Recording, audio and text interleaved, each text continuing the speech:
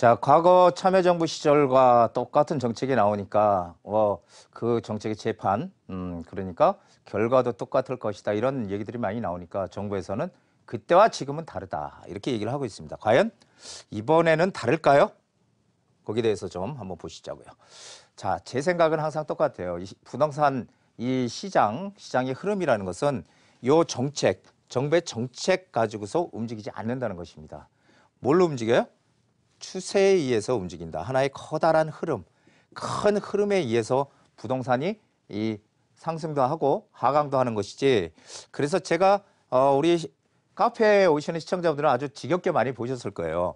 부동산이 이렇게 상승을 하게 되면은 이제 강하게 정부에서 규제를 할 수밖에 없죠. 계속 오르게 되면 이게 경제에도 상당한 악영향을 미치거든요. 오를 때도 너무 많이 올라도 악영향, 떨어질 때도 너무 많이 떨어져도 악영향이거든요.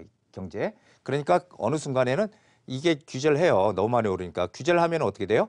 일시적으로 이렇게 하강합니다. 가격은. 하강하는데 요게 단기간 하강하지 결국은 이 추세에 따라서 상승 추세로 간다는 거죠.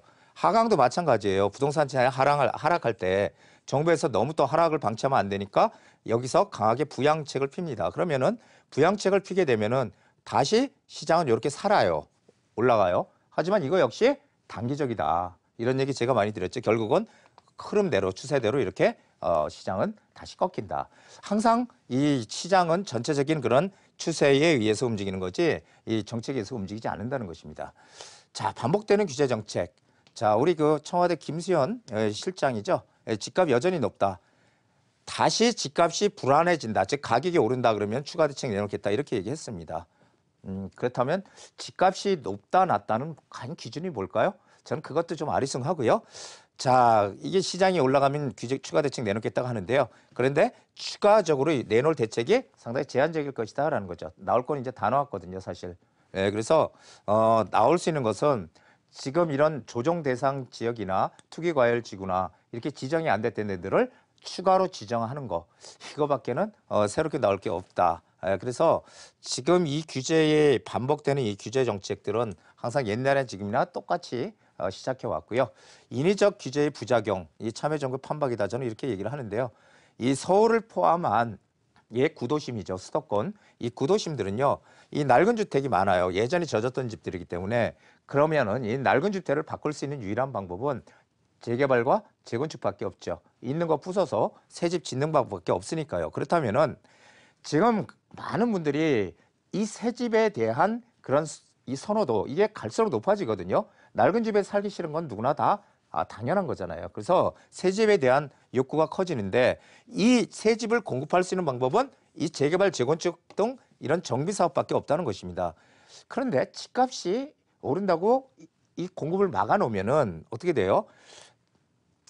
뭐 이건 데이터적으로도 나오는 거지만 2020년도 이후에는 이 공급 부족으로 인해서 도심의 이 신축 주택 공급이 끊기게 됩니다. 그렇게 되면 어떻게 돼요? 가격 상승하겠죠, 당연히. 이건 뭐 불 보듯이 뻔한 우리가 생각해 보면 너무나 알 수 있는 단순한 얘기죠. 그렇다면은 우리나라 집값 상승은 이 다주택 투기 수요 때문인가?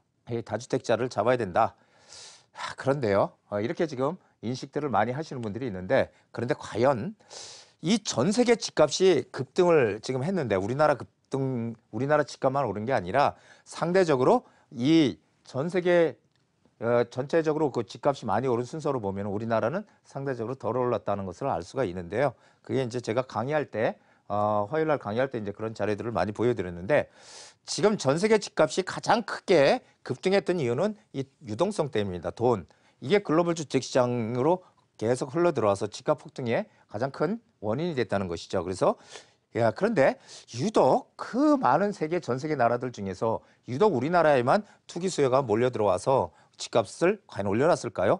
미국, 일본, 중국, 유럽 이런 나라들은 특히 중국 같은 나라는 규제를 국가에서 정책적으로 엄청나게 하는 나라죠. 이런 나라들은 우리나라보다 훨씬 더 많이 오른 이유가 뭘까요? 그래서 투기 수요가 집값을 물론 일시적으로 끌어올릴 수는 있어요. 단기간에. 하지만 그 긴 시간 동안에 집값을 계속 끌어올리는 이 대대적으로 끌어올리는 투기 수요는 있을 수가 없다는 얘기죠. 자, 제가 생각하는 정부의 역할은요, 시장 개입을 최소화해야 된다는 것입니다. 그 미국 등 선진국들처럼 이 세집 공급, 이 주택 공급하는 데에는 정부에서 간섭을 할 필요가 없고요.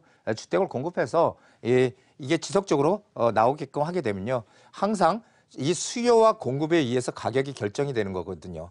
수요와 공급의 원칙에 의해서 가격이 결정되기 때문에 이 공급이 많아지면 집값은 안정될 것은 기정사실입니다. 그래도 만약에 집값이 안정이 안 돼, 어떤 요인에 의해서 그렇다면 이때 정부가 개입을 하는 거죠. 개입을 해서 정부의 개입을 최소화해야 된다는 게 제 변함없는 생각입니다. 자, 그리고 또 하나는요. 주택 공급은 꼭 필요한 곳, 꼭 있어야 될 곳에 공급을 해야 된다는 거죠. 자, 우리가 서울에 직장이 있는데 서울에 집이 없어요? 공급이 없어. 그 경기권에다 만약 공급한다면 경기권까지 이사 와서 서울에 출퇴근하려면 너무 힘들잖아요, 이게. 그래서 서울에 직장이 있으면 어디다 공급해줘야 돼요? 서울에다, 수요가 있는 곳에다 공급을 해줘야 된다는 것입니다. 자, 그래서 이게 지금 수요 분산 대 내몰림이다. 이 서울에서 자꾸 인구가 자꾸 서울 인구가 준다. 하지만 지금 이게요, 이 서울의 집값 비싸고 전세값 비싸니까, 그리고 세집 없잖아요. 세집도 너무너무 비싸고 그러니까 상대적으로 가격이 저렴한 경기권으로 지금 사람들이 많이 가고 있다 이런 얘기죠. 그래서 필요한 곳에 꼭 공급을 해야 된다. 자, 지금 가장 큰 화두는 이것입니다. 부동산 가격이 오를 때 지금 문제는 돈을 줄이면 돼요. 유동성을 줄이면 되는데 그 유동성을 줄이는 가장 확실한 방법은 금리를 인상하는 것입니다. 그러나 늘 말씀드렸듯이 경제 상황이 좋아야 우리 기초 체력이 충분히 금리를 올릴 때 대응할 수 있는 이 펀더멘탈이 충분히 갖춰져야 금리를 올리는 것이지 이게 경제가 안 좋은데 금리를 올릴 수는 없는 것이죠. 그래서 더군다나 올해 경제 성장률 예상치가 2.6%라고 해요. 그래서 지금 상황은 오히려 올리는 것이 아니라 오히려 내려야 되는 그런 상황으로 지금 가고 있다는 것입니다. 그리고 또 미국도 우리한테 가장 큰 영향을 주고 있는 미국 금리도요. 속도 조절하겠다 이렇게 지금 얘기하고 있죠. 그렇게 되면서 지금 금리가 올라갈 수 있는 가능성이 점점 우리나라에 줄어들고 있다 이런 얘기입니다. 자, 오를 이유가 있는 것은 반드시 오릅니다, 여러분. 아무리 시장이 아무리 어렵고 힘들다고 하더라도요. 그중에서 투자해서 이익을 내는 사람은 반드시 존재하는 것이죠. 단 그 숫자가 작을 뿐이라는 것이죠. 자, 그래서 이 오를 이유가 있는 것은 반드시 오르는 거고요. 어떤 그 상황에 처하더라도 그리고 수요와 공급의 불일치가 항상 집값을 끌어올리는 것입니다. 자, 그래서 3월 이후 시장은 제가 이렇게 빨갛게 쳐놨죠. 반등할 것으로 저는 보고 있습니다. 여기 밑에 기사 한번 보시죠. 홍콩 부동산 조정 끝났나? 전문가들 연내 최대 15% 상승 전망. 자, 지금 이게 홍콩이 뭐 부동산이 가격이 떨어지니 뭐 전세계 가격이 떨어지니 이런 얘기 많이 나왔지만 지금 다시 올해 지금 오를 것이다 이런 전망을 하고 있죠. 그리고 미 증권 증시 투자 심리 역사적 저점 2, 3월 이후에 반등 기대. 지금 이렇게 세계 경제나 이런 것들이 지금 외국도 3월 이후부터 상승 국면으로 뭔가가 바뀔 것이다. 이런 청사진에 대한 기대감들이 크다는 것입니다. 자, 오늘 짧지만 여기까지 했고요. 오늘의 명언은 길을 아는 것과 그 길을 걷는 것은 다르다. 이런 얘기죠. 생각만 하지 말고 아는 것을 실천하여 꾸준히 발전하시길 바랍니다. 그래서 항상 우리가 아는 것과 가르치는 것 틀리다고 하잖아요. 별로 몰라도 가르치는 거 잘 가르치는 사람이 있고요. 많이 아는데도, 많이 몰라도, 많이 아는데 못 가르치는 분들이 있어요. 오히려 가르치는 거는. 그래서 항상 우리가 부동산 투자도 그냥 지역적으로 뭐 이렇게 해서 이렇게 될 것이다. 그렇게 해가지고는 안 되고요. 자기가 직접 투자돼서 이익을 내본 사람들이 또 결국 이익을 내는 것이죠. 그러니까 올해는 제발 좀 뭔가 잘 투자들 하셔서 이 눈팅만 하지 마시고 투자들 하셔서 이익을 꼭 내는 그런 한 해가 되시기 바랍니다. 자, 오늘 여기까지입니다.